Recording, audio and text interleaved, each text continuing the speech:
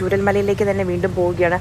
സാരംഗ് സുരേഷ് നമുക്കൊപ്പം അവിടെ നിന്ന് വിവരങ്ങളുമായി തുടരുന്നുണ്ട്. സാരംഗ്, ഇപ്പോഴും നമ്മുടെ കയ്യിൽ ഔദ്യോഗികമായൊരു കണക്കില്ല എത്ര പേരെയാണ് ഇനി കണ്ടെത്താനുള്ളത്. അതാണല്ലോ ഇന്ന് രണ്ടാം ദിവസം ആകുമ്പോൾ തീർച്ചയായും ഏതൊക്കെ മേഖലകളിൽ ഏതൊക്കെ ആളുകളെയാണ് കാണാതായത്, അത് വെച്ചിട്ടൊരു ഫോക്കസ്ഡ് ആയുള്ള ഒരു തെരച്ചിൽ ഇന്ന് സാധ്യമാണോ സാരംഗ് അവിടെ?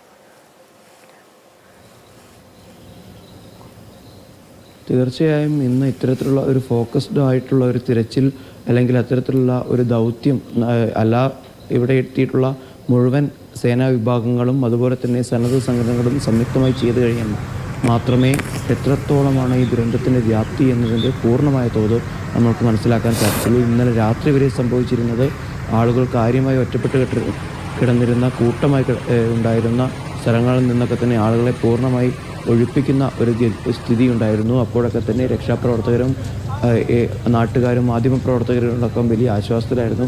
പക്ഷേ പിന്നീടാണ് ഓരോ മണിക്കൂറുകൾ പിന്നിടുന്ന സമയത്ത് ആളുകൾ ഇനിയും ഒറ്റപ്പെട്ട ഇടങ്ങളിൽ കൂട്ടമായി ഇത്തരത്തിൽ മാറി നിൽക്കുന്നുണ്ട് എന്നുള്ള ഒരു വിവരം നമുക്ക് ഏറെ വൈകിയ വേളയിലും ഇന്നലെ അർദ്ധരാത്രിയോടുകൂടിയും പോലും നമുക്ക് അറിയാൻ സാധിക്കുന്നത്. നാഗമല എസ്റ്റേറ്റ് അടക്കമുള്ള നിരവധി ഇടങ്ങളിൽ തൊഴിലാളികളും പരിസരവാസികളും ഒക്കെ തന്നെ കുടുങ്ങിക്കിടക്കുന്നുണ്ട്. എന്തായാലും ഇവിടെ അടുത്തുള്ള ആശുപത്രികളിലേക്കൊക്കെ തന്നെ ഇനി അല്പസമയത്തിനകം തന്നെ രക്ഷാപ്രവർത്തകർ അവിടെ നിന്ന് രക്ഷിച്ചെടുക്കുന്ന ആളുകളുമായി എത്തും എന്നുള്ള ഒരു വിശ്വാസത്തിലാണ് നമ്മളിപ്പോൾ ഉള്ളത്. ഇത്തരത്തിൽ ഇപ്പോൾ മേപ്പാടിയിലെ വിംസ് ആശുപത്രിയിലാണ്. ഇവിടെ എല്ലാ വിധത്തിലുള്ള സജ്ജീകരണങ്ങളും നടത്തിയിട്ടുണ്ട്. ഇവിടെ അപകടം നടന്നിട്ടുള്ള ചൂരൽമലയടക്കമുള്ള അല്ലെങ്കിൽ മുണ്ടക്കൈ അടക്കമുള്ള പ്രദേശങ്ങളുടെ ഏറ്റവും അടുത്ത് നിൽക്കുന്ന പ്രധാനപ്പെട്ട ഒരു ആശുപത്രിയാണ് വിംസ്.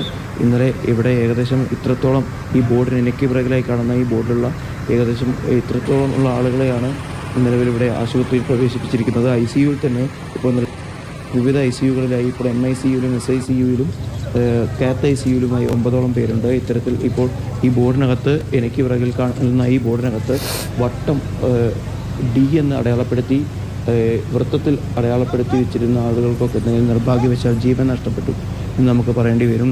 ജീവൻ നഷ്ടപ്പെട്ടവരിൽ കാരണം അവർക്ക് അവരുടെ കുടുംബത്തിനുണ്ടാകുന്ന ആഹ്ലാദം എത്രത്തോളം വലുതാണ് എന്ന് നമ്മൾക്കിപ്പോൾ പ്രത്യേകിച്ച് എനിക്ക് ഈ നിമിഷത്തിൽ പറയാൻ കഴിയും. കാരണം എൻ്റെ പ്രിയപ്പെട്ട സഹപാഠിക്കും സഹപാഠിയുടെ കുടുംബത്തിനും പൂർണ്ണമായി ജീവൻ നഷ്ടപ്പെട്ടു. അവർക്ക് കുടുംബത്തിൽ ആരും തന്നെ ബാക്കിയില്ല എന്നുള്ള സങ്കടകരമായ വാർത്ത ഇന്നലെ അർദ്ധരാത്രിയോടുകൂടിയാണ് എനിക്ക് അറിയാൻ കഴിഞ്ഞത്. അപ്പോൾ നമ്മൾക്ക് മനസ്സിലാവും, കാരണം അത്രത്തോളം ആത്മബന്ധമുള്ള ആളുകൾ പെട്ടെന്നൊരു നിമിഷം ജീവൻ നഷ്ടപ്പെട്ട് ഈ ഭൂമിയിൽ നിന്ന് വിടവാങ്ങുന്ന ഒരു സമയത്ത് അവർക്കുണ്ടാവുന്ന വേദനയും ഇങ്ങനെ ഒരു പരിധി വരെ നമ്മൾക്കും ഇപ്പോൾ മനസ്സിലാക്കാൻ സാധിക്കുന്നുണ്ട്.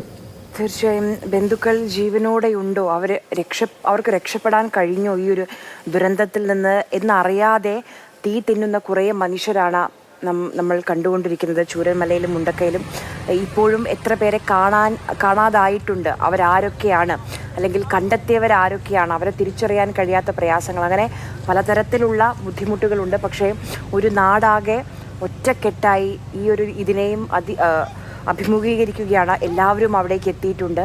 നമുക്ക് പ്രതീക്ഷിക്കാം ആ കാണാതായവരിൽ എല്ലാവരെയും ജീവനോടെ നമുക്ക് കണ്ടെത്താൻ കഴിയും, നമുക്ക് തിരികെ കിട്ടുമെന്ന് ഈ ഘട്ടത്തിൽ നമുക്ക് പ്രതീക്ഷിക്കാം.